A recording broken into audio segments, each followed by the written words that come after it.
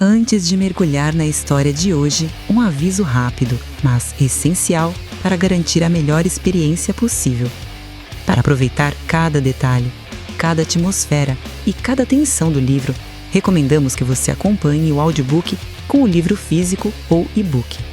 Isso potencializa a imersão e transforma sua leitura em algo ainda mais completo. Todas as nossas narrações são produzidas exclusivamente com ferramentas de inteligência artificial, buscando sempre entregar o máximo de qualidade. Ainda assim, pequenas falhas de narração ou tradução podem acontecer. Pedimos desculpas por qualquer imperfeição. Estamos sempre evoluindo para oferecer um conteúdo melhor a cada novo lançamento. Sua opinião é fundamental para o crescimento deste canal. Então, quando terminar, não esqueça de deixar nos comentários sugestões de novos livros, ideias de melhorias ou simplesmente contar como foi sua experiência. Os Sussurros do Imaginário existe para você. Fique por aqui, explore, comente e continue fazendo parte dessa jornada literária. A história continua e você é parte dela.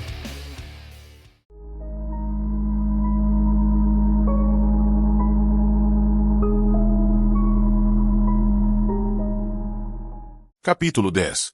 Não, disse o general de polícia Félix Buckman, abanando a cabeça com vigor. Jason Taverner existe? Sim. De algum jeito ele conseguiu retirar seus dados de todos os bancos centrais. O general refletiu um momento. Tem certeza de que você consegue apanhá-lo? Se for necessário.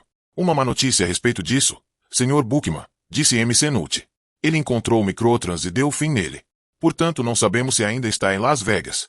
Se ele tiver um mínimo de inteligência, o que é quase garantido, deve ter seguido em frente. É melhor você voltar para cá, disse Buckman. Se ele é capaz de roubar informações, material de primeira classe como esse, dos nossos bancos de dados, deve estar envolvido em atividades de alto nível. Você o localizou com que precisão? Ele está, isto é, foi localizado num dos 85 apartamentos de uma ala de um conjunto residencial de 600 unidades de luxo, modernas, no bairro de Fireflash, em Las Vegas. O conjunto se chama Copperfield II. Peça para o pessoal em Las Vegas dar uma batida nos 85 apartamentos até encontrá-lo. E quando o encontrar, mande-o diretamente para mim. Mas mesmo assim quero que você esteja em sua mesa de trabalho. Tome os estimulantes, esqueça a sua soneca, e venha para cá. Sim, Sr. Buckman, disse MC Nutt fazendo uma careta de dor. Você não acredita que vamos encontrá-lo em Las Vegas, disse Buckman. Não, senhor. Talvez sim. Como deu fim no microponto, ele pode achar que agora está em segurança. Peço licença para discordar, disse MC Nutt. Como encontrou o ponto, ficou sabendo que o seguimos até lá em Fireflash. Portanto deve ter dado-o fora. E depressa. Ele faria isso, disse Buckman, se as pessoas agissem racionalmente. Mas não é assim que elas agem. Ou será que você ainda não notou isso, MC Nutt? Em geral elas funcionam de maneira caótica. E isso provavelmente lhes presta um bom serviço. Pensou. Faz com que sejam menos previsíveis. Já notei que esteja aqui no seu posto dentro de meia hora, disse Buckman, e desligou. O jeito presunçoso e pedante de MC Nutt sempre o irritava, assim como sua hiperatividade diurna e letargia noturna. Alice, que observava tudo, disse, um homem que cancelou sua própria existência. Isso já aconteceu alguma vez? Não. Nem desta vez. Em algum lugar, em algum obscuro local, ele deve ter se esquecido de um documento sem importância. E continuaremos a procurar até achá-lo. Mais cedo ou mais tarde nós encontraremos uma impressão vocal ou um EG que coincidam com os dele, e então saberemos quem ele é na realidade. Talvez ele seja exatamente quem diz que é. Alice estivera examinando as anotações estapafúrdias de MC Nutt. O suspeito pertence ao sindicato dos músicos. Diz que é cantor. Talvez uma impressão vocal seria o seu. Saia do meu escritório, disse Buckman. Estou só fazendo uma especulação. Quem sabe foi ele quem gravou esse novo sucesso pornográfico. Mais embaixo, rapaz. Quer saber de uma coisa? Disse Buckman. Vá para casa e procure na biblioteca um envelope transparente na gaveta do meio da minha escrivaninha. Você vai encontrar, meio escondido, um exemplar perfeito do selo negro de $1 da Trans-Mississippi. Consegui esse selo para minha coleção, mas pode ficar com ele. Arranjo outro. Mas vá embora daqui. Vá para casa, pegue o raio do selo e o guarde no seu álbum, no seu cofre, para sempre. Nem olhe nunca mais para ele. Contente-se em possuí-lo. E me deixe trabalhar em paz. Combinado? Oja, disse Alice, com os olhos brilhando. Onde você o conseguiu? Com um prisioneiro político a caminho de um campo de trabalhos forçados. Ele deu o selo em troca da liberdade. Achei que era um trato justo. Você não acha? O selo mais maravilhosamente bem impresso jamais emitido, disse Alice. Em qualquer época. Por qualquer país. Você o quer? Sim. Foi saindo do escritório para o corredor. Te vejo amanhã. Mas não precisa me dar uma coisa dessas para me fazer ir embora. Quero ir para casa, tomar um banho, trocar de roupa e dormir umas horas. Por outro lado, se você quiser, eu quero, disse Bookman, e para si próprio. Por que tenho tanto medo de você? Caramba! Um medo tão básico, ontológico, de tudo que se refere a você, até da sua boa vontade em ir embora. Por quê? Ele se perguntou, vendo-a encaminhar-se para o tubo secreto de subida para prisioneiros no final da ala. Eu a conheci em criança e já então eu a temia. Por quê? Creio eu, de alguma maneira fundamental que não consigo apreender. Ela não segue as regras do jogo. Todos nós temos regras, elas diferem, mas todos jogamos de acordo com elas. Por exemplo, não matamos o homem que acabou de nos prestar um favor. Mesmo aqui, neste estado policial, até mesmo nós obedecemos a esta regra. E não destruímos intencionalmente objetos que nos são preciosos. Mas Alice é capaz de ir para casa, achar o selo negro e queimá-lo com um cigarro.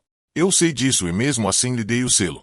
Continuo rezando para que lá no fundo, ou no fim, ou seja lá quando for, ela volte a jogar bolinha de gude conosco como todo mundo faz, mas ela nunca fará isso. Continuou refletindo. Há um motivo pelo qual ofereci o selo é que simplesmente esperava tentá-la, enganá-la, fazê-la voltar para as regras que nós compreendemos. As regras que todos nós aplicamos. Eu a estou subornando, e é uma perda de tempo, ou algo pior ainda, e sei disso e ela sabe também.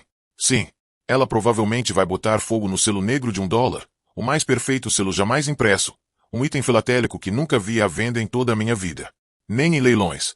E quando eu voltar para casa hoje à noite ela vai me mostrar as cinzas. Talvez ela deixe um cantinho do selo sem queimar, como prova do que fez. E eu vou acreditar. E vou ficar com mais medo ainda. Pensativo, o general Bookman abriu a terceira gaveta de sua grande escrivaninha, tirou um rolo de fita gravada e colocou-a no pequeno gravador que sempre mantinha na mesma gaveta. Áreas de Dovlan para 4 vozes. Ficou ouvindo uma delas de que gostava muito, entre todas as canções de Dovlan para alaúde. Pois agora, esquecido e abandonado sento-me, suspiro, choro, desmaio, morro em dor mortal e infinita agonia. O primeiro homem, refletiu Bookman, que escreveu música abstrata. Tirou a fita, colocou outra de alaúde, e ficou ouvindo a Pavana Lakshmi Antiquae. Disto aqui, ponderou, acabaram vindo os últimos quartetos de Beethoven. E tudo mais, exceto Wagner. Detestava Wagner. Wagner e seus similares, tais como Berlioz, haviam atrasado a música em 3 séculos. Até que Kylie Stockhausen com suas canções da juventude trouxera novamente a música para o presente. Em pé ao lado de sua mesa, olhou por um momento para a foto recente em 4D, de Jason Taverner. A foto tirada por Catherine Nelson. Que diabo de homem bonito, pensou. De uma boa pinta quase profissional.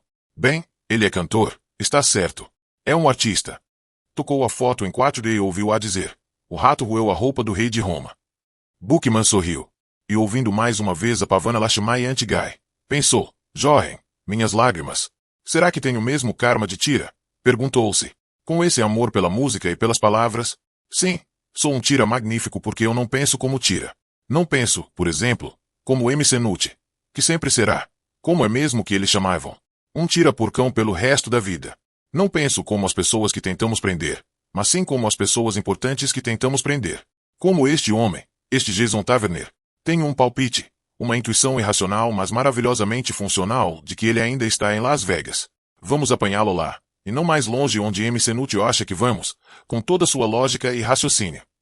Sou como Byron, lutando pela liberdade, dando a vida para lutar pela Grécia.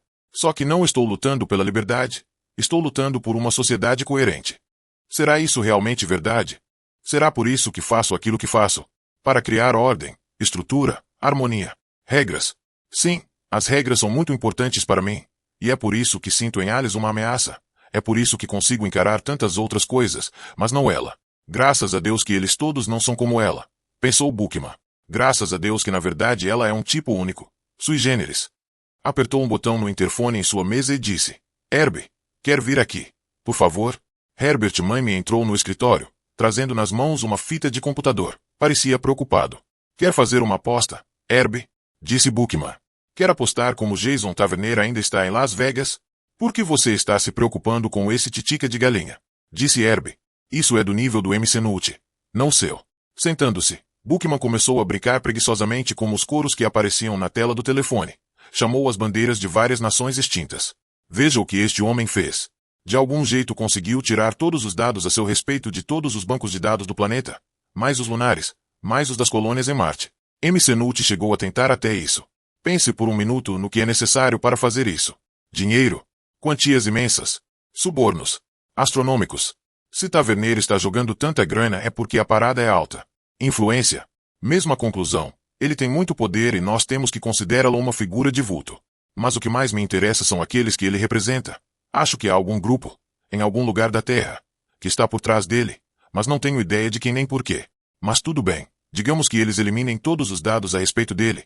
Jason Tavernier é o homem que não existe. Mas tendo feito isso, o que conseguiram? Herbie ponderou. Não consigo compreender, disse Bookman. Não faz sentido. Mas se eles se interessam em fazer isso, é porque deve significar alguma coisa. Do contrário, eles não gastariam tanto. Fez um largo gesto. Do que quer que seja que gastaram. Dinheiro, tempo, influência, sei lá. Talvez as três coisas. Mais grandes esforços. Estou compreendendo, disse Herbie. Às vezes, continuou Bookman, a gente chega no peixe grande fisgando o peixe pequeno. É por isso que nunca se sabe se o próximo peixe que vamos pescar será o elo com algo gigantesco ou apenas, deu de ombros, apenas mais uma arraia miúda para ser jogada na burocracia da polícia. Talvez seja isso que Jason Tavernier é. Posso estar inteiramente errado. Mas estou interessado. E isto, disse Herbie, é péssimo para Tavernier. Sim, assentiu Bookman. Agora considere. Parou por um momento para soltar um peido silencioso e continuou. Tavernier conseguiu chegar até uma falsificadora de documentos, uma falsária comum que trabalha nos fundos de um restaurante abandonado. Ele não tinha contatos. Imagine quem o levou lá. O recepcionista do hotel onde estava hospedado. Portanto, devia estar desesperado para conseguir documentos. Muito bem. Onde estavam, então, seus poderosos mandantes? Porque eles mesmos não lhe deram ótimos documentos forjados, já que conseguiram fazer todo o resto. Santo Cristo! Eles o mandaram para a rua, para a sarjeta, na selva da cidade, direitinho para uma informante da polícia. Eles puseram tudo em risco. Sim, concordou Herbie. Alguma coisa saiu errada. Certo. Alguma coisa saiu errada. De repente ele se viu ali, no meio da cidade, sem nenhuma ideia. Tudo o que tinha consigo foi forjado por Kate Nelson. Como isto foi acontecer? Como eles fizeram para foder com tudo e mandá-lo em desespero procurar IDS forjadas para poder andar 3 quarteirões na rua? Vê onde quero chegar.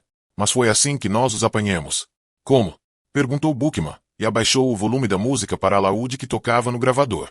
Se eles não cometessem erros assim, disse Herbie, nós não teríamos chance. Eles ficariam sendo uma entidade metafísica para nós, de quem nunca suspeitaríamos e nunca veríamos sequer de relance. É de erros assim que nós vivemos. Não acho que é importante saber por que eles cometeram o erro. O que interessa é que cometeram. E temos que ficar contentes com isso. Pois estou contente, pensou Bookman com seus botões. Inclinou-se sobre a mesa e discou para o ramal de MC Nutt. Ninguém atendeu.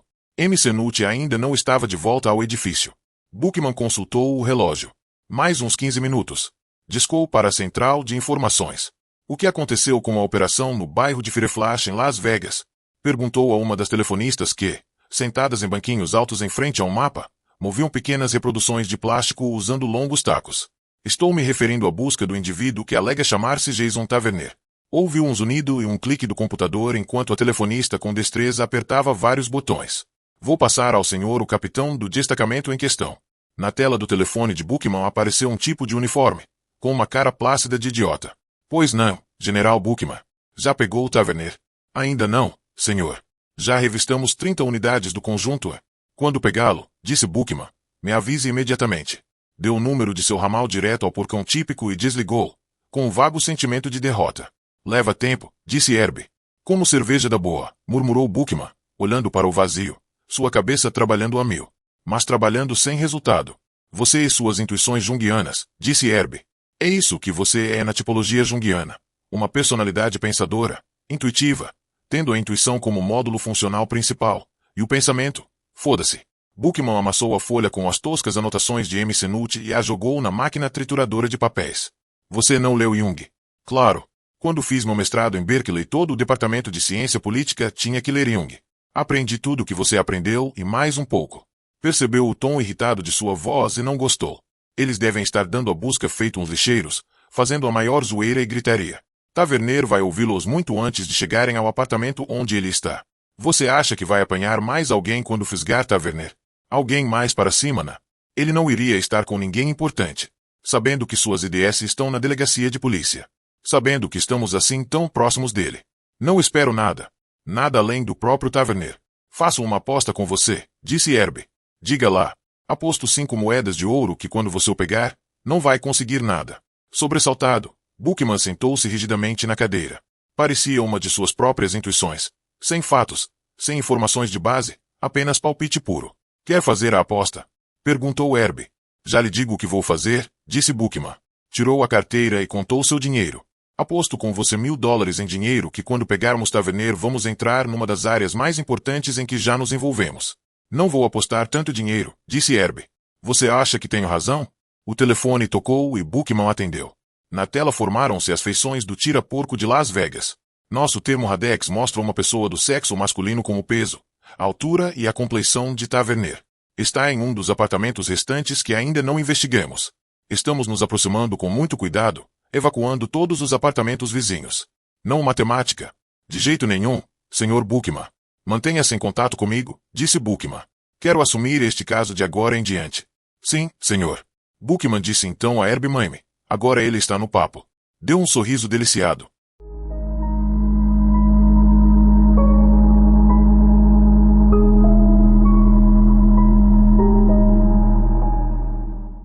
Capítulo 11.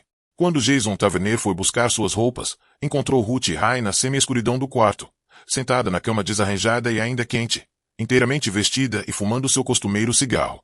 A luz cinzenta da noite filtrava-se pelas janelas. A ponta do cigarro brilhava nervosa, com sua alta temperatura. Esse negócio ainda vai te matar, ele falou. Há bons motivos para haver um racionamento de um maço por semana por pessoa.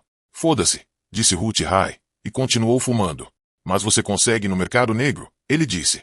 Uma vez fora com ela comprar um pacote inteiro. Mesmo com seu salário, o preço o deixará assombrado.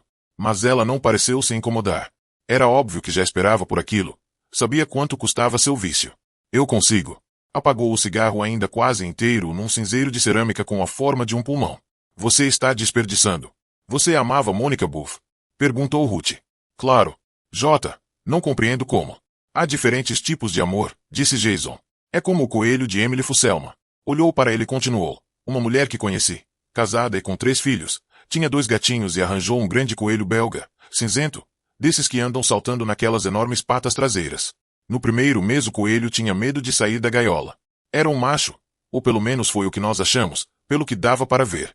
Aí depois de um mês ele saía da gaiola e ficava pulando pela sala. Depois de 2 meses aprendeu a subir a escada e a arranhar a porta do quarto de Emily para acordá-la de manhã. Começou a brincar com os gatos, e aí começaram os problemas, porque ele não era tão esperto como os gatos. O cérebro dos coelhos é menor, disse Jason. Deve ser, disse Ruth. Seja como for, ele adorava os gatos e tentava fazer tudo o que eles faziam. Até aprendeu a usar a caixa de areia deles. Arrancou tufos de pelo do peito e fez com eles um ninho atrás do sofá. Queria que os gatinhos ficassem lá. Mas eles nunca iam. O fim dele, ou quase, chegou no dia em que ele tentou brincar de esconde-esconde com um pastor alemão que era de uma senhora que veio fazer uma visita. Sabe, o coelho tinha aprendido uma brincadeira com os gatos, e com Emily e as crianças. Ele se escondia atrás do sofá e aí saía de lá correndo em círculos muito depressa, e todo mundo tentava pegá-lo, mas em geral não conseguiam, e aí ele voltava a se esconder em segurança atrás do sofá, onde estava entendendo que ninguém devia segui-lo. Mas o cachorro não conhecia as regras do jogo e quando o coelho se escondeu atrás do sofá e foi atrás dele, ele deu uma tremenda dentada no traseiro. Emily conseguiu abrir as mandíbulas do cachorro e salvar o coelho, mas ele ficou muito machucado. Depois se recuperou, mas ficou com pavor de cachorros, e fugia quando via algum, nem que fosse pela janela. E a parte do seu corpo que o cachorro mordeu ele escondia atrás da cortina porque ficou sem pelo naquele lugar, e tinha vergonha. Mas o que era tocante nele era ver como forçava os limites da sua, como se diz, fisiologia. Suas limitações de coelho, tentando tornar-se uma forma de vida mais evoluída, como os gaios. Queria estar com eles o tempo todo e brincar com eles de igual para igual. É só isso, na verdade. Os gatinhos não queriam ficar no ninho que ele lhes fez, e o cachorro não conhecia as regras e o apanhou. Viveu vários anos. Mas quem iria pensar que um coelho poderia desenvolver uma personalidade tão complexa? E quando alguém estava sentado no sofá e ele queria que a pessoa saísse para ele se deitar, cutucava a gente. E se a pessoa não se afastasse, mordia. Mas veja as aspirações desse coelho, e veja como fracassou. Uma vidinha inteira tentando inutilmente, O tempo todo. Mas o coelho não sabia disso. Ou talvez sabia, mas continuava tentando mesmo assim. Mas acho que não compreendia. Apenas queria tanto fazer tudo aquilo. Era toda a vida dele, porque amava os gatos. Pensei que você não gostasse de animais, disse Jason. Não gosto mais. Depois de tantas derrotas e fracassos. Como o coelho, no fim, é claro, ele morreu. Emily Fusselman chorou vários dias. Uma semana. Vi como ela ficou com aquilo e não queria me envolver. Mas você parou de gostar de animais por completo? E assim você. A vida deles é tão curta. Tão estupidamente curta. Certo. Tem gente que quando perde uma criatura querida segue em frente e transfere seu amor para outra. Mas dói. O fato é que dói. Por que então o amor é tão bom? Ele havia refletido sobre isso, estando ou não de caso com alguém, toda a sua longa vida adulta. Agora refletia intensamente sobre tudo isso. Tudo o que lhe acontecerá recentemente, até chegar ao coelho de Emily Fusselman. Neste momento de dor. Você ama alguém e a pessoa vai embora. Chega em casa um dia e começa a fazer as malas, e você diz: o que aconteceu? E a pessoa responde: tive outra oferta melhor. E lá se vai, sai da sua vida para sempre. E depois disso até o dia da sua morte você carrega consigo esse enorme pedaço de amor sem ter para quem dar. E se por acaso você encontra alguém para quem dar, acontece a mesma coisa outra vez. Ou então você telefona para a pessoa um dia e diz: aqui é o Jason. E a pessoa diz: quem? E aí você percebe que é o fim. A pessoa nem sabe quem você é. Quer dizer então, creio eu, que nunca soube. Você nunca chegou a ter aquela pessoa. Ruth disse: o amor não é apenas querer ter outra pessoa do mesmo jeito que você quer possuir um objeto que vê numa loja. Isto é só desejo. Você quer ter aquilo por perto, levá-lo para casa e colocá-lo em algum lugar do apartamento, como um lustre. O amor é, fez uma pausa, refletindo, é como um pai que salva seus filhos de uma casa em chamas, consegue tirá-los de lá e ele mesmo morre. Quando a gente ama para de viver para a gente mesmo, vive-se para outra pessoa. E isso é bom? Para ele não parecia tão bom. É algo que supera o instinto. O instinto nos leva a lutar pela sobrevivência. Como os tiras dando batidas nos campos. A gente sobrevive às custas dos outros. Cada um de nós tenta subir com unhas e dentes. Posso lhe dar um bom exemplo. Meu 21º marido, Frank. Ficamos casados 6 meses. Nesse tempo ele parou de me amar e tornou-se horrivelmente infeliz. Mas eu ainda o amava. Queria ficar com ele. Mas isso estava fazendo mal a ele. Portanto deixei-o ir embora.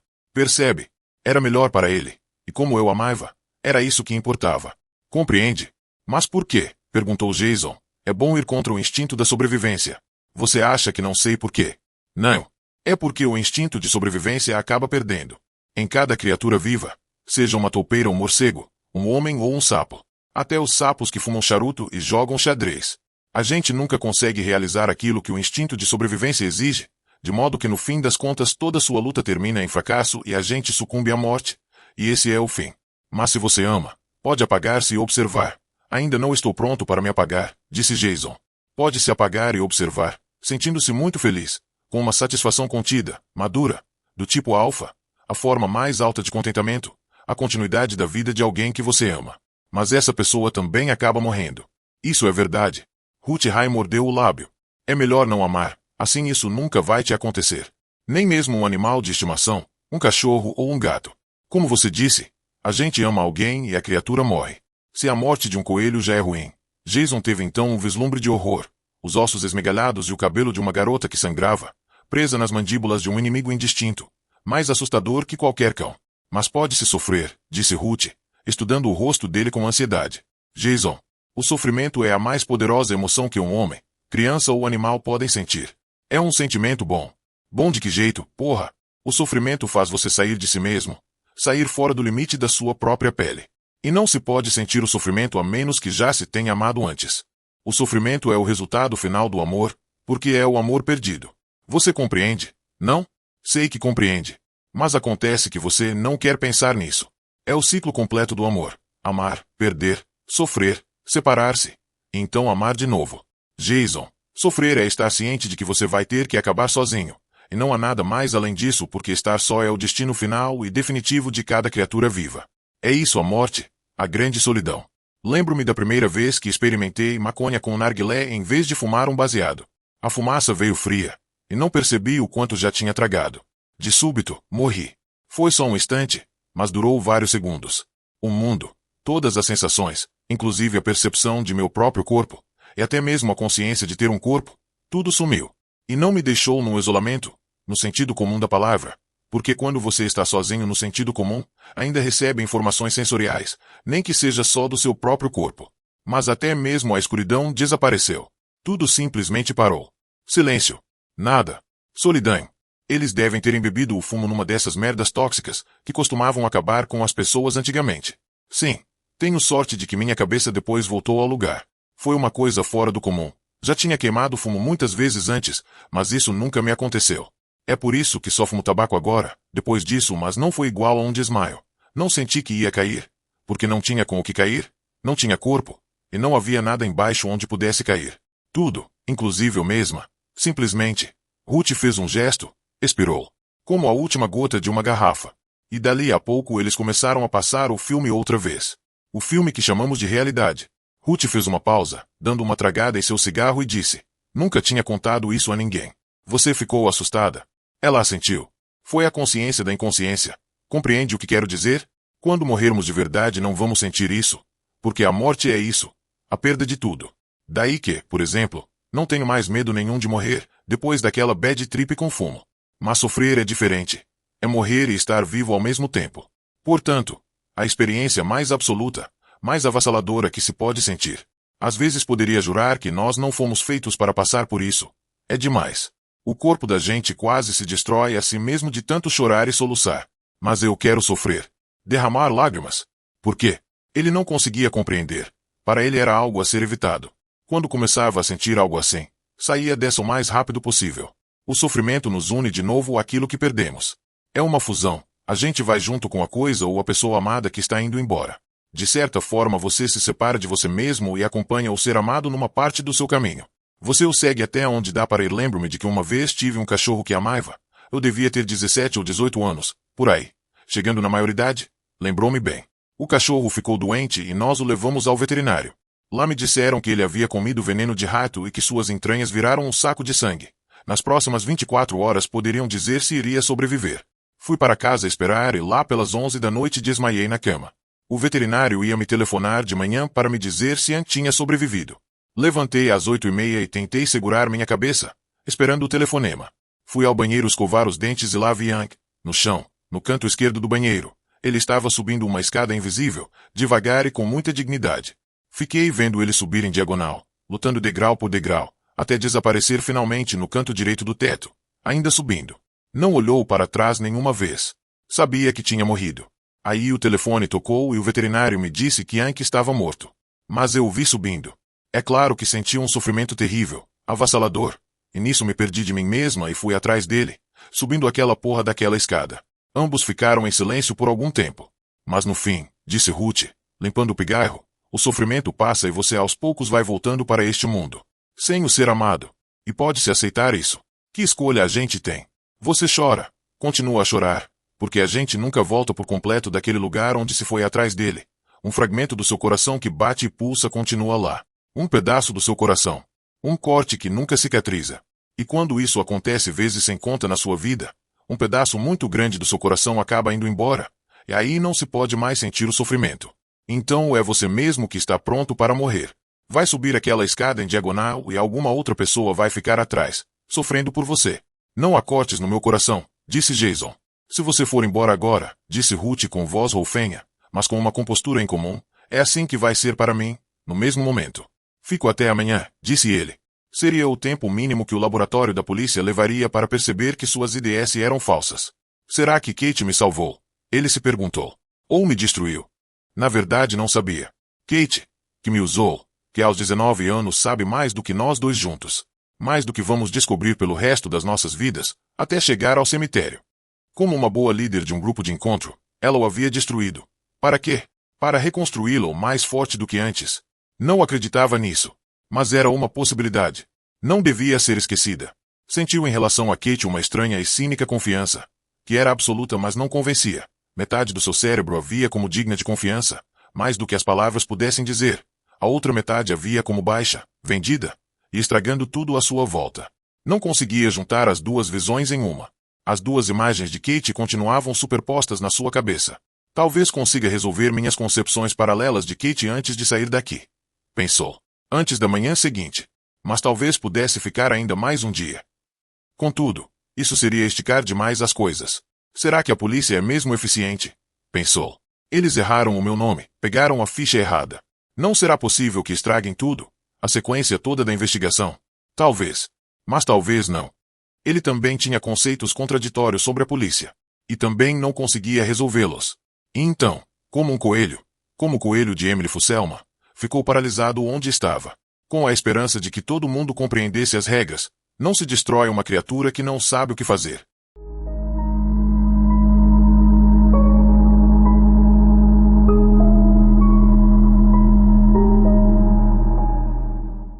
Capítulo 12. Os 4 tiras de cinza formavam um grupinho sob a luz da entrada, que vinha de uma luminária de ferro batido em forma de cone, imitando uma luz de vela. A perpétua chama falsa tremeluzia na escuridão da noite. Só faltam mais 2, disse o cabo em tom quase inaudível. Seus dedos falavam por ele, ao percorrer a lista dos apartamentos. Temos uma senhora Ruth Gomen no 211 e um Allen Muffy no 212. Em qual deles vamos primeiro? No tal de Muffy, disse um dos tiras uniformizados, bateu na mão seu cacetete plástico com balas, ansioso para acabar com aquela história agora que o fim estava próximo. Vamos então para o 212, disse o cabo. Ao chegar à porta do 212, ergueu a mão para tocar a campainha. Mas então lhe ocorreu girar a maçaneta. Muito bem. Uma chance em muitas, uma possibilidade pequena, mas de repente útil e real. A porta estava destrancada. Fez sinal de silêncio, deu um breve sorriso e empurrou a porta. Viram uma sala de estar escura, com copos de bebida vazios e meio vazios aqui e ali, alguns no chão, e uma grande variedade de cinzeiros transbordando de tocos de cigarro e maços amarfanhados. Uma festa tabagífera, concluiu o cabo. Já terminada. Todos já foram para casa. Com exceção, talvez, do Sr. Muffy. Entrou, iluminou com a lanterna aqui e ali e por fim viu uma porta no extremo oposto da sala que levava aos recessos do apartamento de luxo. Nenhum som. Nenhum movimento. Exceto o balbucio distante e quase imperceptível de um rádio no volume mínimo. Caminhou pelo tapete que se estendia de uma parede a outra, e que mostrava num desenho dourado Richard M. Nixon subindo ao céu em meio a música e júbilo vindo de cima, e choro e lamentações vindos de baixo. Chegando à porta do outro lado, pesou em Deus, que estava sorridente ao receber em seu seio seu segundo filho unigênito. Abriu então a porta. Na grande cama de casal, com seu colchão espesso e macio, dormia um homem, de ombros e braços nus. Suas roupas estavam amontoadas numa cadeira ao seu lado. O Sr. Allen Muffy, é claro. Em casa, em segurança, dormindo em sua própria cama de casal. Mas, o Sr. Muffy não estava sozinho em sua própria cama. Enrolada em lençóis e cobertores em tons pastel, uma segunda forma indistinta dormia enrodilhada. A Sra. Muffy, pensou o cabo, iluminou-a com sua lanterna, movido por uma curiosidade masculina. Imediatamente Allen Muffy, supondo que fosse ele, se mexeu. Abriu os olhos. Instantaneamente sentou-se na cama num pulo, olhando fixamente para os tiras. Olhando direto para a luz da lanterna. O quê? Disse ele, e prendeu a respiração aterrorizado. Ofegou então convulsivamente. Não, disse Muffy, e tentou pegar um objeto na mesinha de cabeceira. Mergulhou na escuridão com seu corpo nu, branco e peludo, buscando algo invisível mas precioso. Procurava com desespero. Sentou-se então de novo, arfando, agarrando a coisa. Uma tesoura. Para que isso? Perguntou o cabo, iluminando a tesoura metálica. Eu me mato, disse Muffy. Se vocês não forem embora e nos deixarem em paz. Encostou a ponta da tesoura contra seu peito coberto de pelos negros, perto do coração. Então não é a Sra. Muffy, disse o cabo. Moveu a lanterna para iluminar a outra forma encolhida nos lençóis. Ah, uma transa rapidinha. Transformando seu apartamento de luxo num motel, foi até a cama e deu um puxão nos lençóis e cobertores. Deitado ao lado do Sr. Muffy estava um garoto nu, jovem e esguio, de longo cabelo dourado. Essa não, disse o cabo. Um dos homens disse, já peguei a tesoura. Jogou-a no chão, junto aos pés do cabo. Ao Sr. Muffy, que sentado na cama tremia e ofegava com os olhos arregalados de terror, o cabo disse, quantos anos tem esse menino? O garoto tinha acordado, olhava fixamente sem se mexer. Nenhuma expressão aparecia em seu rosto macio, ainda indefinido. 13, disse o Sr. Muffy num grunhido, quase implorando. A idade legal para o consentimento. O cabo perguntou ao garoto.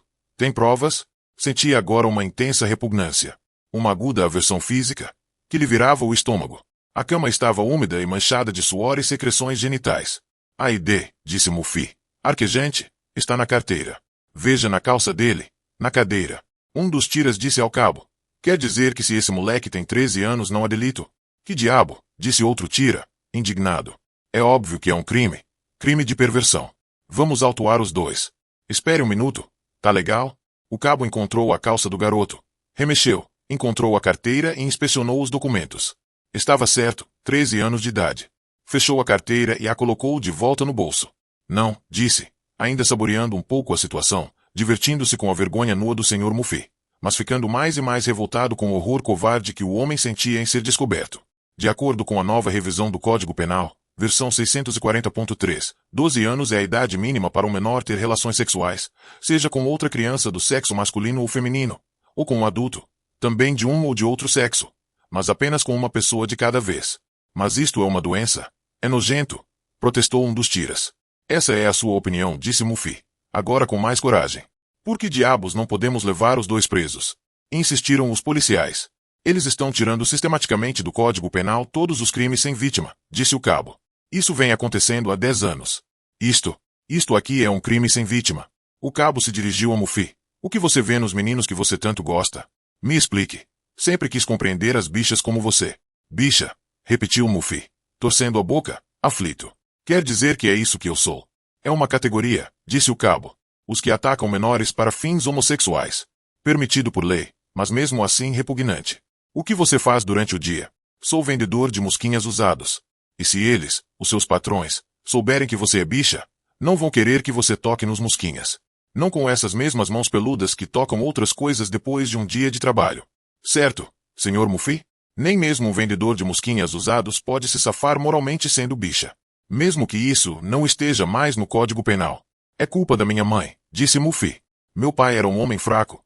E ela o dominava. Quantos menininhos você induziu a te chupar durante os últimos 12 meses? Perguntou o cabo. Estou falando sério. São todos transas de uma noite só. É, eu amo bem, disse Muffy, olhando fixamente para a frente, mal movendo a boca para falar. Quando estiver numa situação financeira melhor e puder sustentá-lo, pretendo casar com ele. O cabo perguntou a Ben, o garoto. Quer que a gente leve você embora daqui? De volta para a casa dos seus pais. Ele mora aqui, disse Muffy, com um sorriso.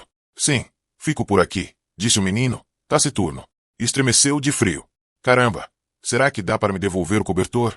Irritado, alcançou a coberta. Tratem de não fazer barulho por aqui, disse o cabo, afastando-se com desânimo. Meu Deus! E tiraram isso do Código Penal. Provavelmente, disse Muffy com mais confiança, agora que os tiras começavam a sair de seu quarto. Porque vários daqueles oficiais velhos, gordos e barrigudos também transam com garotos e não querem ser flagrados. Não suportariam o escândalo. Seu sorriso era agora insinuante e malicioso. Espero, disse o cabo, que algum dia você cometa um delito de verdade, vá preso, e que eu esteja de plantão nesse dia. Aí vou prendê-lo pessoalmente. Puxou o cigarro e cuspiu no Sr. Muffy. Cuspiu naquela cara barbuda e sem expressão.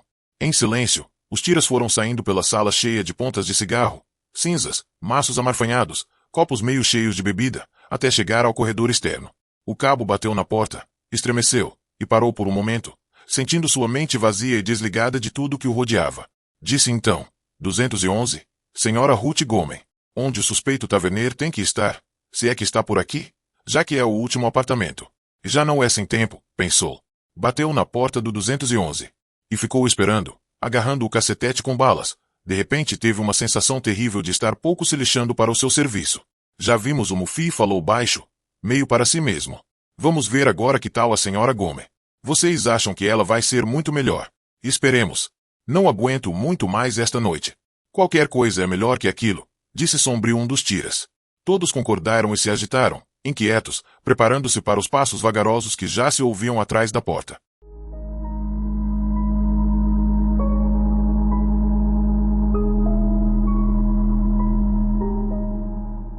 Capítulo 13.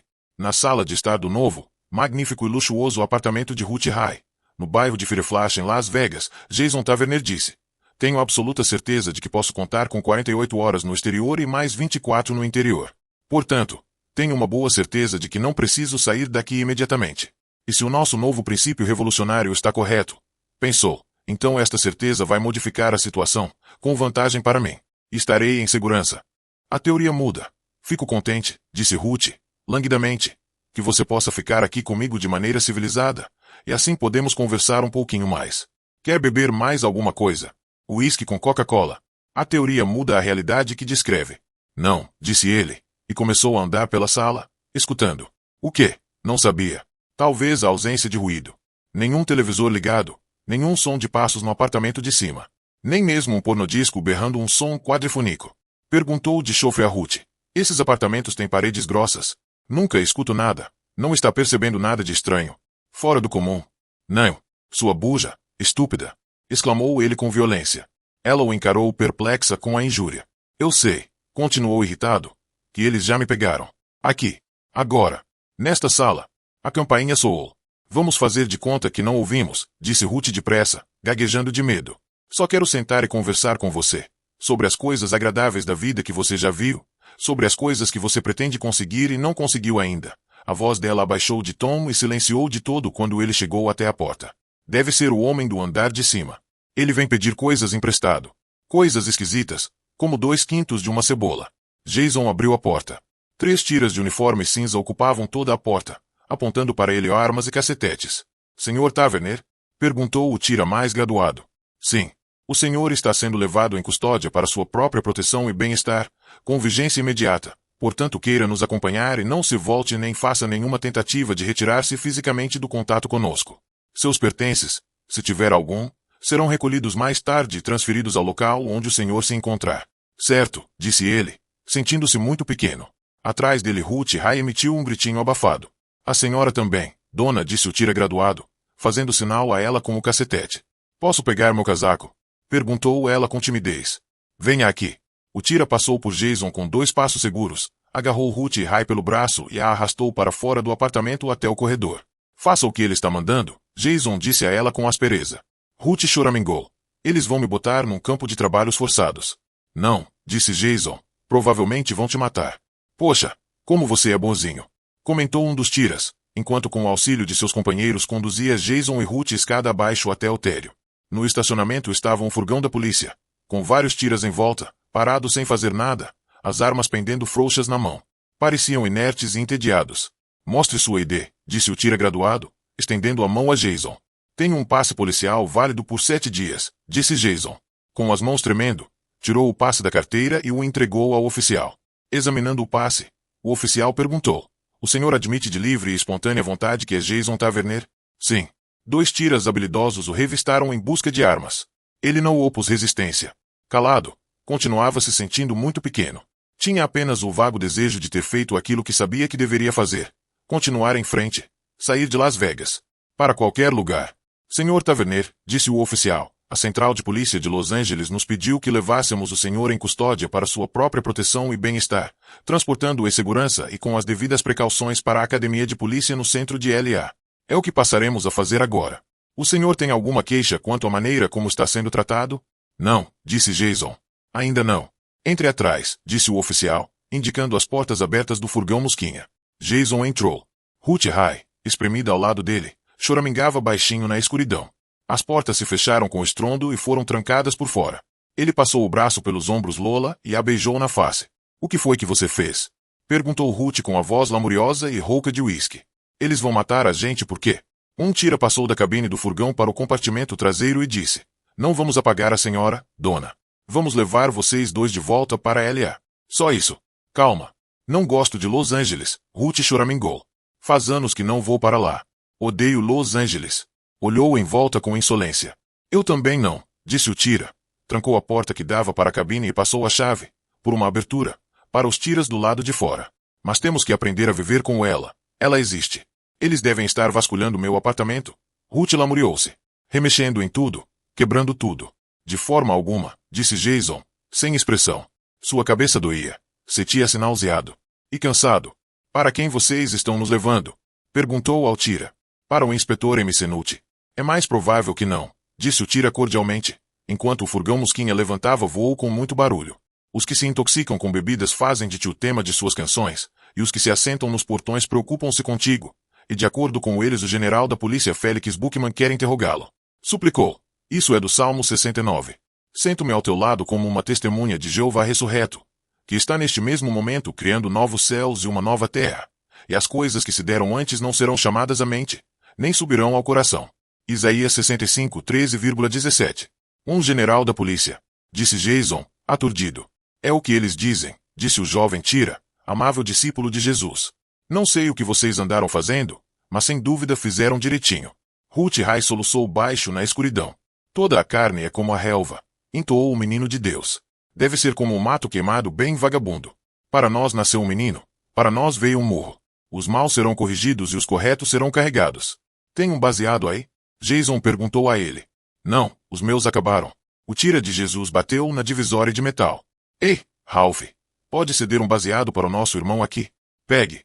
Pela abertura apareceu um braço numa manga cinza, e na mão um maço amarrotado de baseados Acapulco Gold. Obrigado, disse Jason, e acendeu um. Quer um? Ofereceu para Ruth Rai. Quero Bob, disse ela, choramingando. Quero meu marido. Inclinado para a frente, Jason fumava e refletia em silêncio. Não perca a esperança, disse na escuridão o tira de Deus, espremido junto a ele. Por que não? Disse Jason. Os campos de trabalhos forçados não são tão ruins assim. No curso de orientação básica eles nos levaram para conhecer um. Tem chuveiros, camas com colchão, recreação vôlei, artes e trabalhos manuais. Sabe como é? Fazer velas, essas coisas. A mãe. A família pode mandar pacotes, e uma vez por mês os parentes ou amigos podem visitar. Acrescentou. E cada um pode frequentar a igreja de sua escolha. Jason disse, sardônico, a igreja de minha escolha é o mundo, livre e aberto. Depois disso fez-se silêncio, exceto pelo barulho metálico do motor do Mosquinha e pelo choro abafado de Ruth Rai.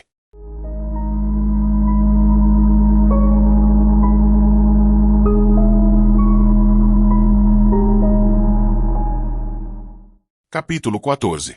20 minutos depois o furgão Mosquinha pousava no teto da Academia de Polícia de Los Angeles. Tenso, Jason Tavernier saiu do carro, olhou cautelosamente em volta, sentiu o cheiro do ar poluído, saturado de fumaça, viu mais uma vez o céu amarelo da maior cidade da América do Norte. Virou-se para ajudar Ruth Rai a sair, mas o amável tira de Deus já havia feito isto.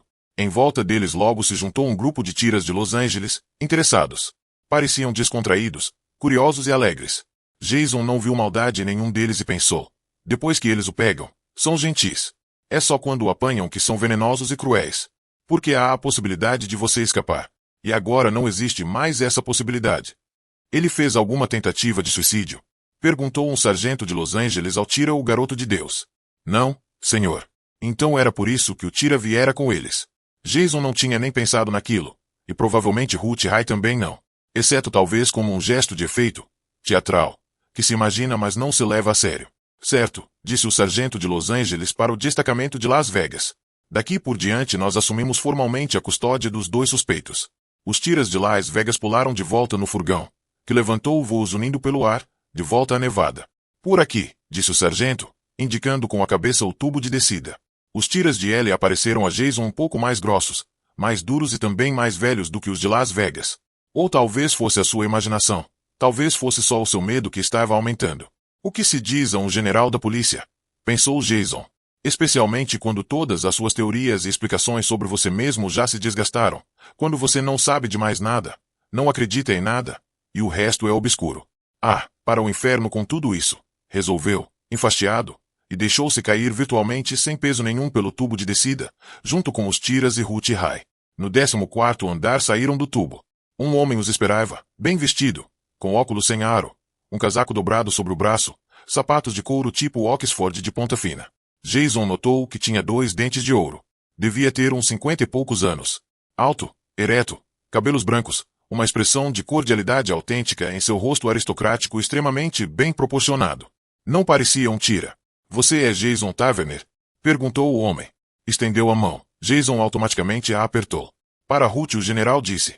Pode descer, vou entrevistá-la depois. No momento é com o Sr. Tavernier que quero falar. Os tiras levaram Ruth embora. Jason ficou ouvindo até que ela se perdeu de vista. Encontrava-se agora em frente ao general e a mais ninguém. Não havia ninguém armado.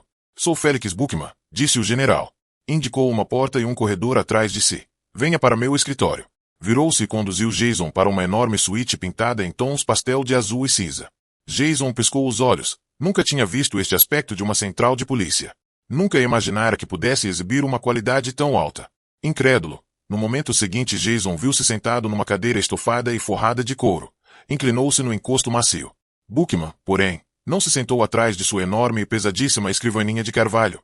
Em vez disso foi até um armário e ocupou-se em guardar seu sobretudo. Eu pretendia encontrar você lá no teto, explicou. Mas o vento de Santana sopra feito louco lá em cima a essa hora da noite. Me dá sinusite. Virou-se então para Jason. Estou vendo algo em você que não aparece na sua foto em 4D. Nunca aparece. É sempre uma surpresa completa. Ao menos para mim. Você é um tipo 6, não é? Jason de repente ficou totalmente alerta.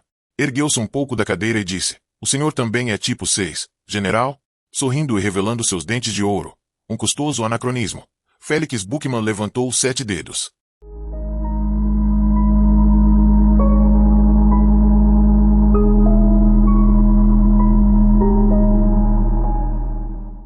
Capítulo 15. Em sua carreira de oficial de polícia, Felix Buchmann usava esse golpe cada vez que se defrontava com o tipo 6. Confiava nesse recurso especialmente quando, como era o caso agora, o encontro era repentino. Já encontrara 4 deles. E todos acabaram por acreditar nele. Achava esse falo divertido. Os tipos 6, experimentos eugênicos secretos, pareciam extraordinariamente crédulos quando defrontados com a afirmativa de que havia outro projeto tão secreto quanto o seu. Sem esse golpe ele seria, para um 6, nada mais do que um ordinário. Não conseguiria lidar apropriadamente com o tipo 6 com uma desvantagem desse porte. Daí o truque. Por meio dele sua relação com o 6 se invertia. E nas condições assim recriadas, podia lidar bem com o ser humano que de outra forma seria impossível de controlar. A superioridade fisiológica que de fato um 6 possuía sobre ele era abolida por um fato irreal. Gostava muito disso. Certa vez num momento de distração dissera a Alice: posso raciocinar melhor do que um 6 por uns 10 ou 15 minutos. Mas se durar mais do que isso... Fizeram um gesto, amassando um maço de cigarros comprados em Mercado Negro. Com 2 cigarros dentro. Aquele rompo elétrico supercarregado acaba levando a melhor. O que preciso é de uma barra de ferro para rachar aquela bosta de cabeça altaneira que eles têm. E, por fim, tinha encontrado a arma. Por que tipo 7? Alice perguntara. Já que você está passando a conversa neles, por que não diz tipo 8 ou 38? O pecado da vanglória. Querer demais. Não quisera cometer aquele erro lendário. Digo a eles o que acho que vão acreditar. Falou, soturno. E no fim provou estar certo. Eles não vão acreditar em você. Alice dissera. Vão sim. Porra. É o medo secreto deles, sua betinoire. Eles estão no 6º lugar nos sistemas de reconstituição de DNA, e sabem que se isso foi feito com eles, pode ser feito com outros em grau ainda mais avançado. Alice, sem interesse, dissera baixinho. Você deveria fazer comerciais de sabão em pó na TV. E essa fora sua única reação. Se Alice não ligava para alguma coisa, aquilo para ela cessava de existir. E ela se saía bem com isso há muito tempo. Talvez demasiado tempo. Mas algum dia, pensava ele muitas vezes, viria a retribuição. A realidade negada volta a nos perseguir. Para nos tomar de assalto sem aviso prévio e nos enlouquecer. E Alice, pensara ele inúmeras vezes, era de algum modo, de alguma estranha forma clínica, uma pessoa patológica. Ele sentia isso, sem poder precisar por quê. Contudo, muitos dos seus pressentimentos eram assim. Aquilo não o incomodava, por mais que amasse a irmã. Sabia que estava com a razão.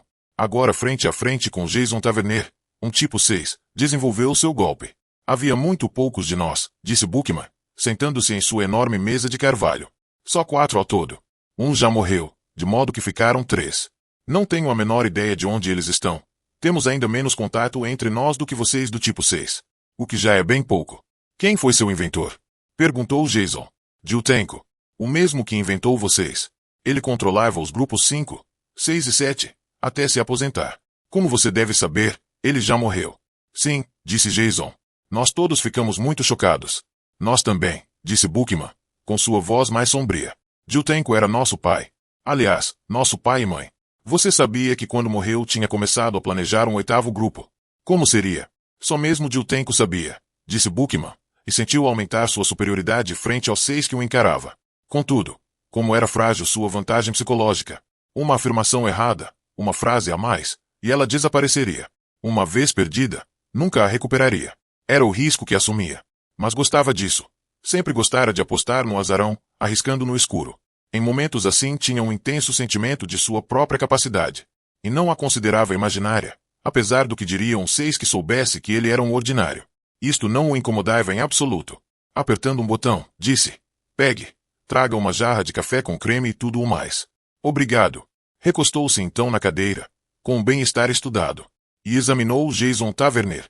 Qualquer pessoa que já tivesse conhecido um tipo 6 reconheceria Tavernier. O tórax forte, a conformação das costas e braços maciços. Sua cabeça poderosa como um ariete. Mas a maioria dos ordinários nunca tivera consciência de ter encontrado um 6. Não tinham a experiência que ele tinha, nem o conhecimento que tinha a respeito deles, cuidadosamente condensado. Dissera certa vez a Alice: eles nunca vão tomar o poder e governar o meu mundo. Você não tem mundo. Você tem um escritório. Nesse ponto ele pusera fim à discussão. Senhor Taverner, disse Bookman sem rodeios, como conseguiu tirar documentos, fichas, microfilmes, até dossiês inteiros dos bancos de dados de todo o planeta? Tentei imaginar como se poderia fazer isso, mas o resultado foi nulo. Fixou sua atenção no rosto bem feito, mas envelhecido, daquele tipo 6 e esperou.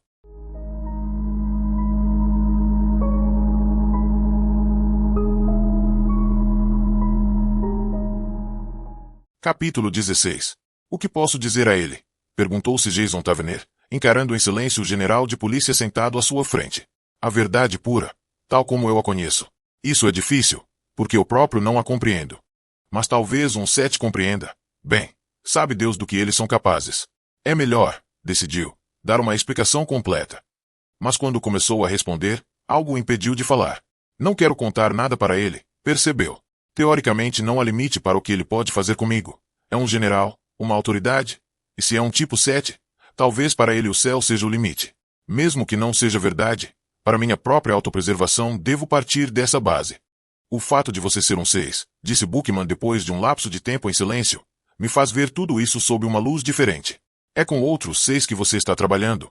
Mantinha os olhos rigidamente fixos no rosto de Jason, que se sentiu incomodado e desconcertado. Acho que o que temos aqui, disse Bookman, é a primeira prova concreta de que os tipos 6 são... Não, disse Jason. Não. Bookman continuava a encará-lo fixamente. Você não está envolvido nisso com outros tipos 6. Só conheço uma outra pessoa tipo 6, disse Jason. Heather Hart. E ela me considera um fanzoca de merda. Cuspiu essas palavras com amargura. Isso interessou a Bookman.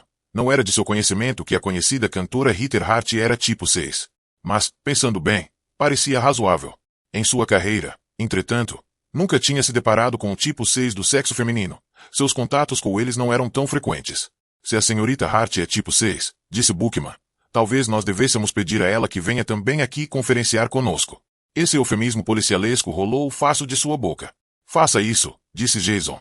Ponha ela no pau de arara. Seu tom de voz era feroz. Jogue ela na prisão. Num campo de trabalhos forçados. Vocês do tipo 6, pensou Bookman, têm muito pouca lealdade uns com os outros. Ele já percebera isso, mas sempre ficava surpreso. Um grupo de elite, nascido de círculos aristocráticos anteriores para estabelecer e manter os padrões de elite no mundo, que na prática fora se extinguindo porque um não suportava o outro. Riu para si mesmo, mostrando no rosto um sorriso. Está achando engraçado? Disse Jason. Não acredita em mim? Não importa. Bookman pegou uma caixa de charutos Cuesta Rei de uma gaveta de sua escrivaninha e com uma faquinha cortou a ponta de um deles. A pequenina faca de aço feita especialmente para esse fim. Do outro lado da mesa Jason Taverner o observava fascinado. Aceita um charuto? Bookman estendeu a caixa para Jason. Nunca fumei um bom charuto, disse Jason. Se descobrissem que eu, interrompeu a frase. Descobrissem? Perguntou Bookman, ficando mentalmente alerta. Se quem descobrisse? A polícia. Jason não disse nada, mas cerrou o punho. Sua respiração estava difícil. Há círculos onde você é bem conhecido? Perguntou Bookman. Por exemplo, entre os intelectuais nos campos de trabalhos forçados? Sabe, aqueles que distribuem manuscritos mimeografados. Não, disse Jason. Círculos musicais, então? Atualmente não, disse Jason, tenso. Você já gravou discos? Não aqui. Bookman continuou a examiná-lo atentamente, sem pescar. Através dos anos adquirira esta habilidade. Onde, então? Perguntou numa voz mal e mal audível. Uma voz bem estudada. O tom calmante interferia com a identificação do significado das palavras. Mas Jason Taverner deixou passar a pergunta. Não respondeu. Esses filhos da mãe desses tipos 6, pensou Bookman com raiva. Raiva sobretudo de si mesmo. Não posso blefar com um 6. Simplesmente não funciona. A qualquer momento ele pode cancelar da sua mente o que eu disse sobre minha alegada superioridade genética. Apertou um botão no interfone. Mande trazer aqui uma certa senhorita Catherine Nelson, ordenou a Herb Maime. É uma informante da polícia de Watts, aquele antigo bairro negro. Acho que devo falar com ela. Meia hora. Obrigado. Jason Taverner disse com voz rouca. Por que colocá-la nesta história? Ela foteou seus papéis. Tudo o que ela sabe sobre mim é o que mandei pôr nas minhas IDs. E eram informações falsas. Depois de uma pausa Jason fez que não com a cabeça. Então você realmente existe. Não, aqui. Onde? Não sei. Me conte como você conseguiu eliminar esses dados de todos os bancos. Nunca fiz isso. Ao ouvir isso, Bookman sentiu um fortíssimo palpite invadi-lo. Parecia agarrá-lo com mãos de ferro. Você não tirou o material dos bancos de dados, você tentou colocar material neles. Não havia informação nenhuma desde o início. Finalmente Jason Taverner assentiu. Certo, disse Bookman. Sentiu agora o brilho da descoberta aparecer dentro de si, manifestando-se numa série de conclusões. Você não tirou nada. Mas há algum motivo para que as informações não estivessem lá. Por que não estavam? Você sabe? O que eu sei, disse Jason cabisbaixo, olhando para a mesa com a face retorcida como um galho torto. É que não existo. Mas já existiu. Sim, disse Taverner, assentindo contra sua vontade. Dolorosamente. Onde? Não sei. Sempre acaba nisso. Pensou Bookman. Não sei. Bem, talvez ele não saiba mesmo. Mas o fato é que ele foi de LA para Las Vegas. Transou com aquela dona magrela e enrugada que os tiras de Las Vegas trouxeram no furgão junto com ele. Talvez consiga alguma coisa com ela. Mas nesse ponto sua intuição lhe disse que não. Você já jantou? Perguntou Bookman. Sim, disse Jason. Mas vai me acompanhar no lanche. Vou mandar buscar alguma coisa para nós. Mais uma vez usou o interfone. Pegue, já é tão tarde. Traga 2 lanches para nós daquele lugar novo. Não aquele onde nós costumávamos ir. O novo, na rua mais abaixo, que tem um luminoso mostrando um cachorro com cabeça de menina. Barfes. Sim, Sr. Bookman, disse Peggy, e desligou. Por que eles não o chamam de general? Perguntou Jason. Quando alguém me chama de general, disse Bookman, sinto que deveria ter escrito um livro sobre como invadir a França ficando fora das 2 frentes de guerra. Então eles simplesmente o chamam de senhor? Correto. E eles permitem que faça isso. Para mim, disse Bookman, não a eles. Excetuando 5 marechais da polícia espalhados pelo mundo, e eles também se fazem chamar de senhor. E como esses 5 gostariam de rebaixar mais ainda? Pensou. Por causa de tudo o que eu fiz. Mas e o diretor? O diretor nunca me viu. Nunca vai me ver. Nem vai vê-lo tampouco, Sr. Taverner. Mas ninguém pode vê-lo, pois como o senhor mesmo já comentou, o senhor não existe. Uma policial uniformizada entrou no escritório trazendo uma bandeja. É o que o senhor costuma pedir a essa hora da noite, disse ela, colocando a bandeja na mesa de Bookman. Um cachorro quente com presunto extra e outro com salsicha extra. O que o senhor prefere? Perguntou Bookman a Jason. A salsicha está bem cozida? Perguntou Jason, examinando os sanduíches. Acho que sim. Fico com esse aqui. São $10 e mais um cincão de ouro, disse a policial. Quem vai pagar? Bookman procurou nos bolsos e tirou o dinheiro. Obrigado. A moça se retirou. Você tem filhos? Perguntou para Taverner. Não. Eu tenho um filho, disse o general Bookman. Vou lhe mostrar uma foto em 3D dele que acabo de receber e abriu a gaveta e tirou um quadradinho colorido, tridimensional, mas sem movimento. Jason segurou a foto sob a luz e viu a figura estática de um menino de short e suéter descalço correndo por um gramado segurando o fio de uma pipa. Como o general, o menino tinha o cabelo loiro e um queixo impressionante, muito largo e forte. Já naquela idade. Bonitinho, disse Jason, e devolveu a foto. Ele nunca conseguiu empinar essa pipa. Acho que ainda é muito pequeno. Ou talvez tenha medo. Nosso garotinho é muito ansioso. Creio que é porque ele vê muito pouco a mãe e a mim. Está numa escola na Flórida e nós aqui? O que não é bom. Você disse que não tem filhos? Não que eu saiba, disse Jason. Não que você saiba. Bookman ergueu o senho. Isso quer dizer que você nunca investigou o assunto. Nunca tentou descobrir. Pela lei, como você sabe, o pai é obrigado a sustentar os filhos, sejam ou não gerados no casamento. Jason assentiu. Bem, disse Bookman, guardando a foto na gaveta. Cada um sabe de si. Mas pense no que você excluiu de sua vida. Você nunca amou uma criança. Dói no coração, na sua parte mais íntima, ali onde se pode morrer facilmente. Não sabia disso, disse Jason. Ah, sim. Minha mulher diz que se pode esquecer qualquer amor, menos o amor que se leve por uma criança. É algo que não tem volta. Lhe se acontece alguma coisa que nos separa da criança, como a morte, ou uma terrível calamidade como o divórcio, a gente nunca mais se recupera. Puxa vida, Jason fez um gesto com o garfo cheio de salsicha. Nesse caso seria melhor não sentir esse tipo de amor. Não concordo, disse Bookman. A gente sempre deve amar, e especialmente uma criança, pois é a forma mais forte de amor. Compreendo, disse Jason. Não, você não compreende. Os do tipo 6 nunca compreendem. Não conseguem compreender. Não vale a pena falar no assunto. Remexeu nos papéis em cima da mesa, franzindo o senho. Estava intrigado e um pouco irritado. Mas aos poucos acalmou-se e voltou ao seu natural controlado e seguro. mas não conseguia compreender a atitude de Jason Taverner. Para ele seu filho tinha a máxima importância. O menino, é claro, o amor que sentia pela mãe do garoto, era esse o pivô da sua vida. Comeram sem falar por alguns momentos. De repente nenhuma ponte conectava um ao outro. Há uma lanchonete aqui no edifício, disse Bookman por fim, tomando um copo de refrigerante artificial Tang. Mas a comida lá é envenenada. Acho que todos os empregados têm parentes nos campos de trabalhos forçados e descontam em nós. Bookman riu. Jason não riu. Senhor Taverner, disse Bookman, limpando a boca com o guardanapo, vou deixá-lo ir embora. Não vou segurá-lo mais aqui. Olhando-o com espanto, Jason perguntou. Por quê? Por que você não fez nada? Com voz rouca, Jason disse. Consegui documentos forjados. É um delito. Tenho autoridade para cancelar qualquer acusação que quiser, disse Bookman. Vejo que você foi forçado a fazer isso em virtude de alguma situação em que se encontrou, uma situação que você se recusa a me relatar. Mas já tenho uma boa ideia do que seja. Após uma pausa, Jason disse. Obrigado. Mas, disse Bookman, você será monitorado eletronicamente onde quer que vá. Nunca estará sozinho, exceto pelos seus próprios pensamentos em sua mente. E talvez nem mesmo isso. Todas as pessoas que você contatar ou visitar vão acabar sendo trazidas aqui para serem interrogadas, assim como estamos trazendo essa garota Kate Nelson agora mesmo. Debruçou-se para Jason, falando devagar e marcando bem as palavras para que Taverner compreendesse bem. Estou certo de que você não tirou informações de nenhum banco de dados, seja público ou privado. Acredito que você não compreende sua própria situação. Mas, aqui Bookman levantou a voz perceptivelmente. Mais cedo ou mais tarde você compreenderá sua situação. Quando isso acontecer, queremos estar a par de tudo. Portanto, vamos estar sempre com você. Está justo assim. Jason Taverner levantou-se. Todos vocês do tipo 7 pensam dessa maneira. Que maneira?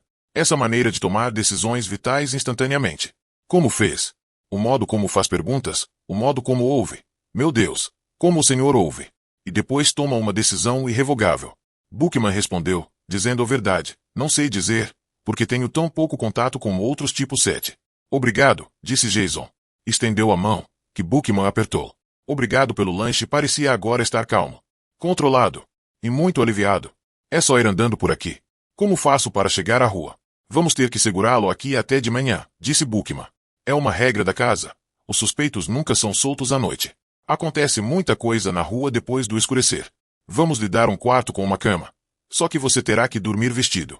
Às 8 da manhã vou pedir para Peg escoltá-lo até a porta principal da academia. Apertando um botão no interfone, disse. Peg, leve o Sr. Taverner para a detenção por hoje. Tire-o de lá amanhã às 8 em ponto. Certo? Sim, Sr. Bookman. Abrindo os braços e sorrindo, o general Bookman disse. É só isso. Nada mais.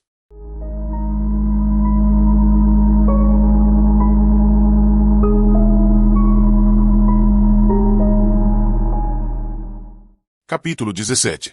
Senhor Taverner, disse Peg com insistência. Queira me acompanhar, vista-se e siga-me até o escritório externo. Vou estar esperando lá. Basta passar pela porta azul e branca. Um pouco do lado, o general Bookman ouvia a voz da moça. Uma voz bonita e viva que lhe soava bem. Achou que devia soar igualmente bem para Taverner. Mais uma coisa, disse Bookman, detendo Taverner que, sonolento e com as roupas amarrotadas, dirigia-se para a porta azul e branca. Não posso renovar seu passe policial se alguém mais baixo o anular. Compreende? O que você tem que fazer é um requerimento dirigido a nós, de acordo com todas as regras legais, pedindo um novo conjunto de documentos. Isso vai implicar um interrogatório intensivo. Mas, deu uma palmada no braço de Jason. Um tipo 6 aguenta. Certo, disse Jason.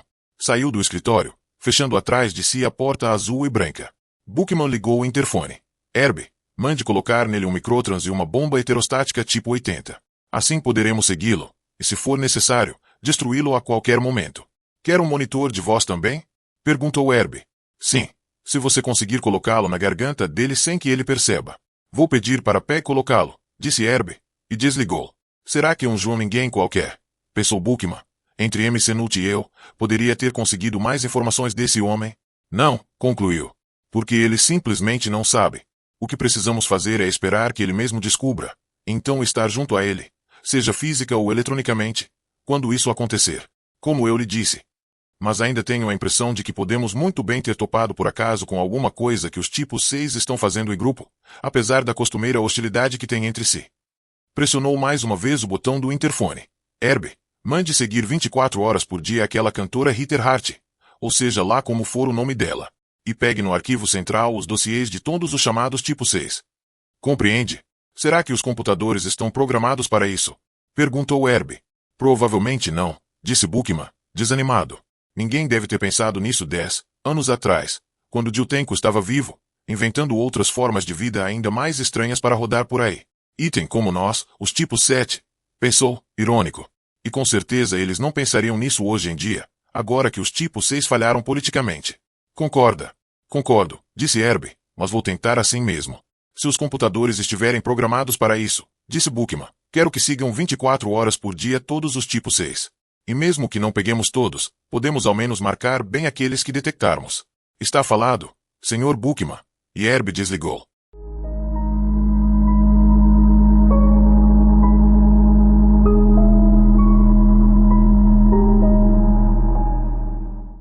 Capítulo 18.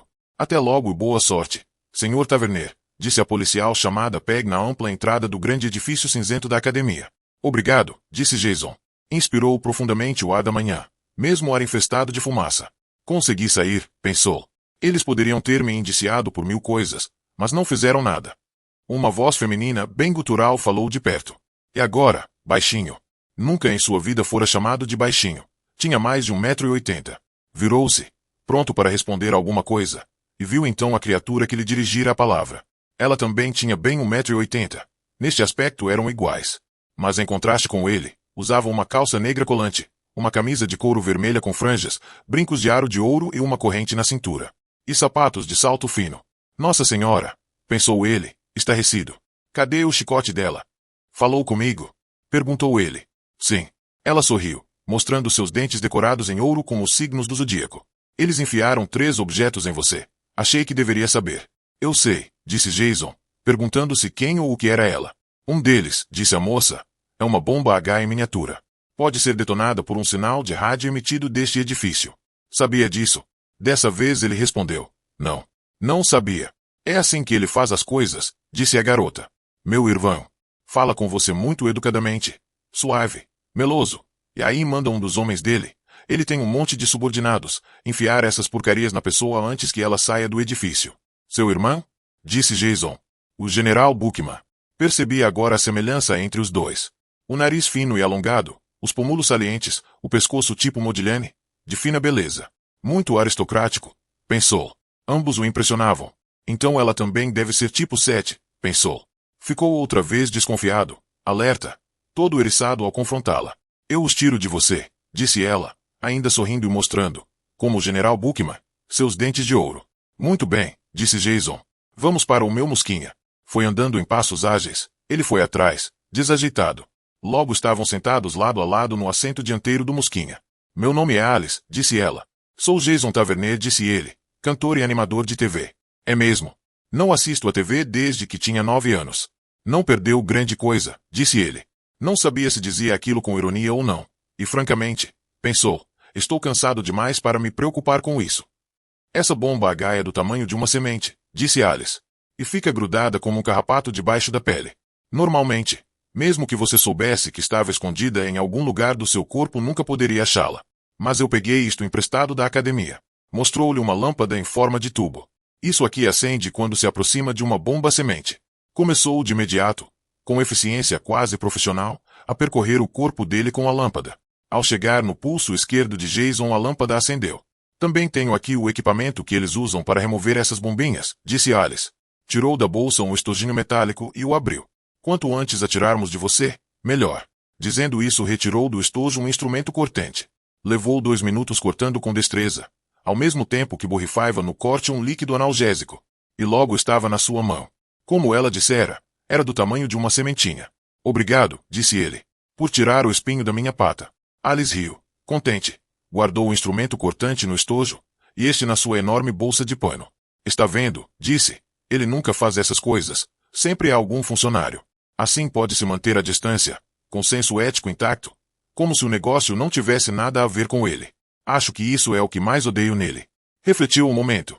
Eu realmente o odeio. Tem mais alguma coisa em mim que você possa tirar fora? Perguntou Jason.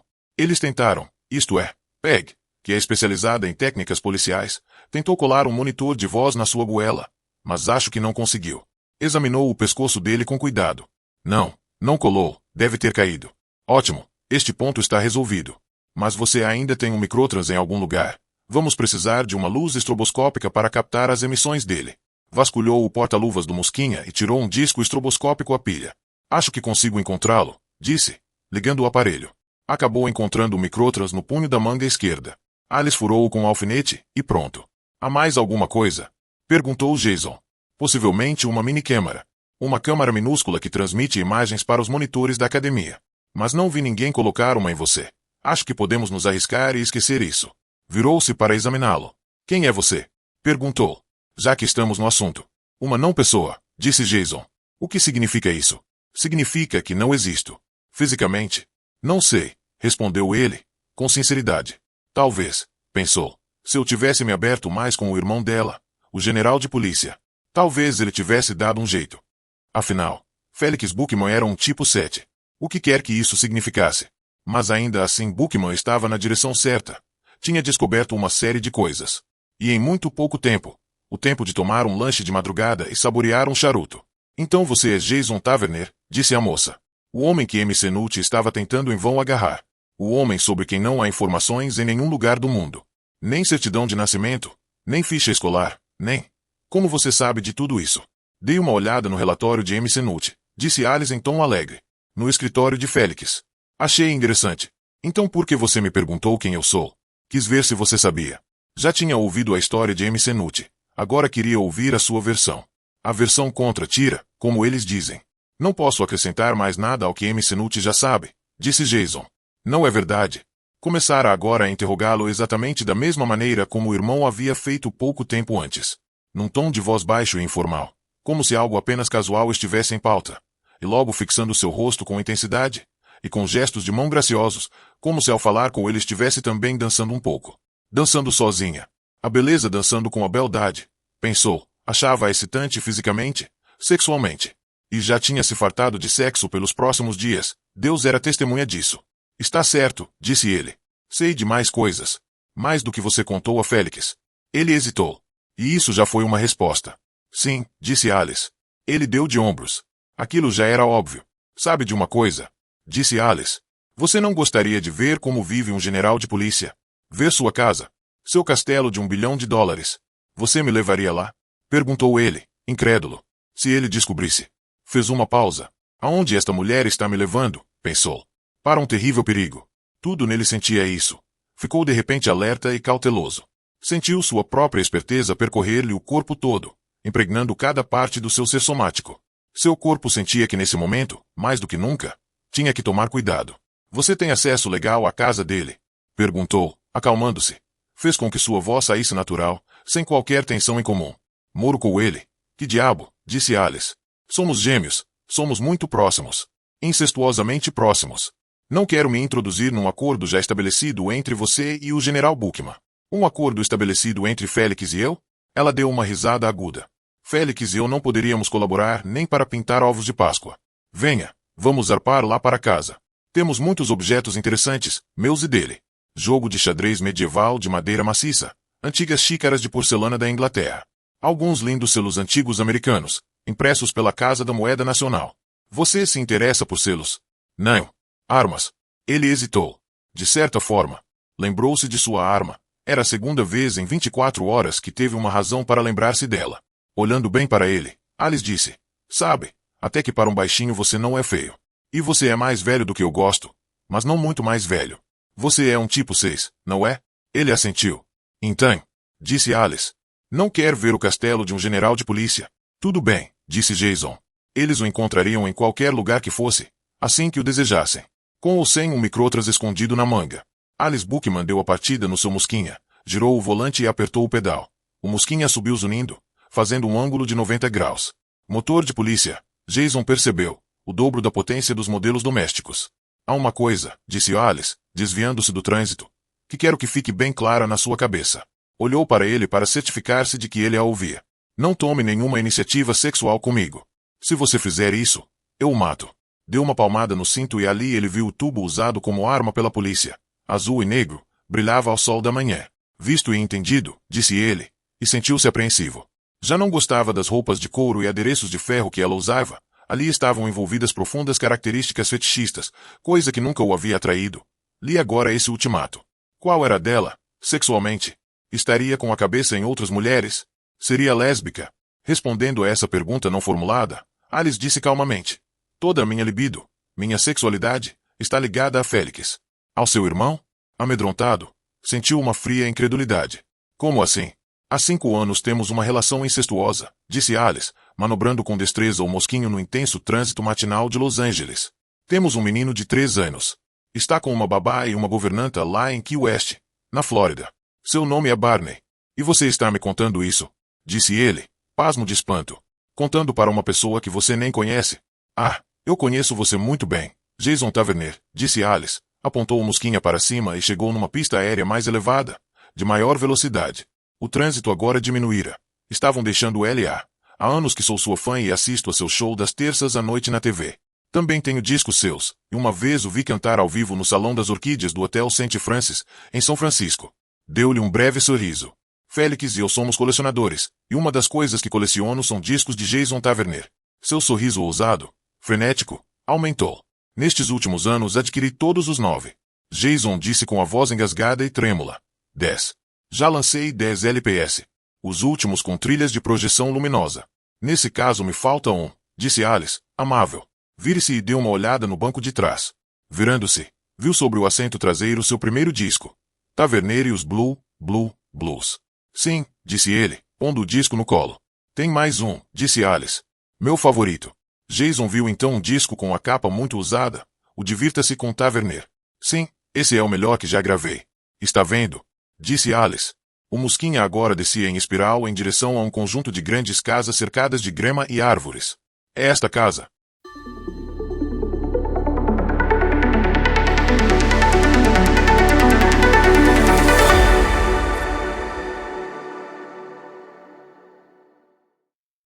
Chegamos ao fim da parte 2, e agora você está a um passo do desfecho. A parte final já está te esperando no canal, trazendo todas as revelações, reviravoltas e emoções que você merece. Não pare por aqui. Siga para o próximo capítulo e descubra como essa história termina.